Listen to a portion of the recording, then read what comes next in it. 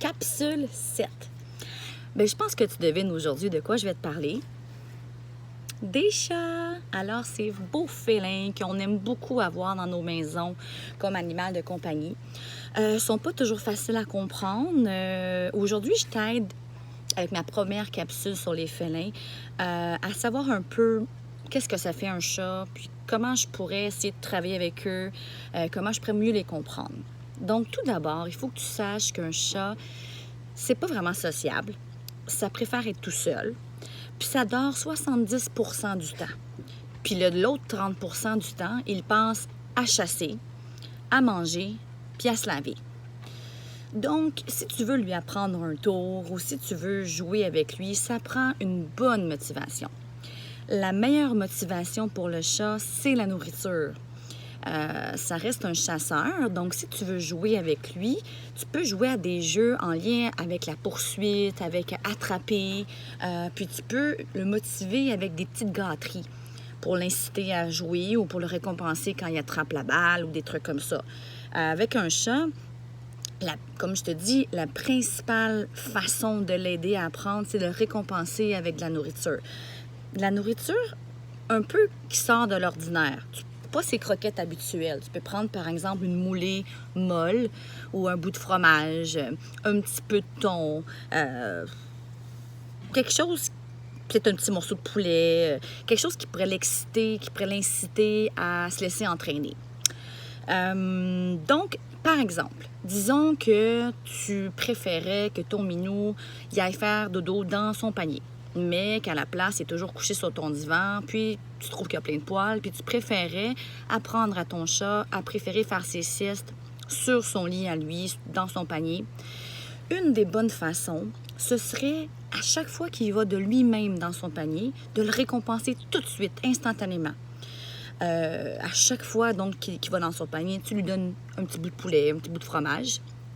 Puis, tu pourrais même en laisser dedans pour l'inciter à y aller. Tu pourrais même aussi l'appeler avec de la nourriture dans tes mains. L'appeler, viens Minou, viens. Tu lui montres la nourriture, tu l'amènes jusque dans son panier.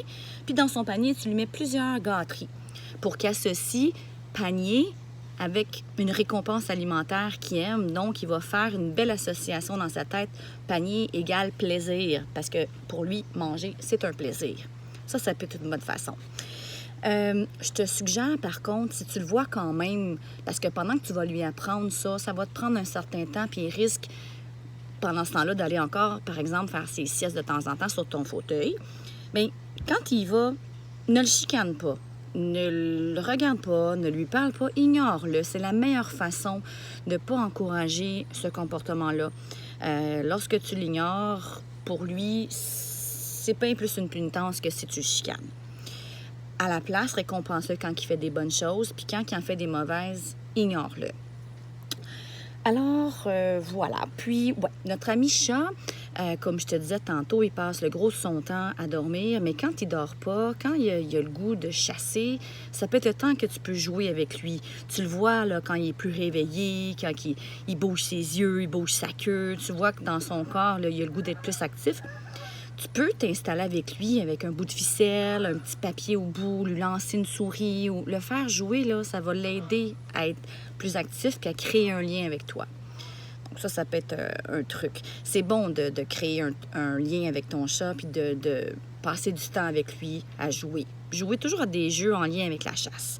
Tu peux prendre un petit laser puis le faire aller sur ton mur.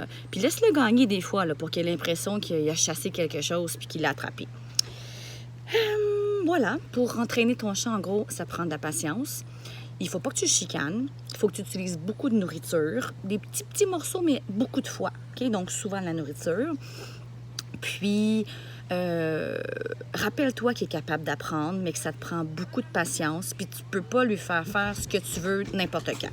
Quand lui est disposé, quand il a le goût, quand ses besoins sont comblés. Par exemple, il a mangé, il a dormi, il est calme, il est bien. Puis là, tu vois qu'il a le goût un peu de bouger. Là, c'est le bon moment d'essayer de lui apprendre quelque chose. J'espère que ça t'a aidé un petit peu. Puis, on se revoit pour la capsule 8. Bye!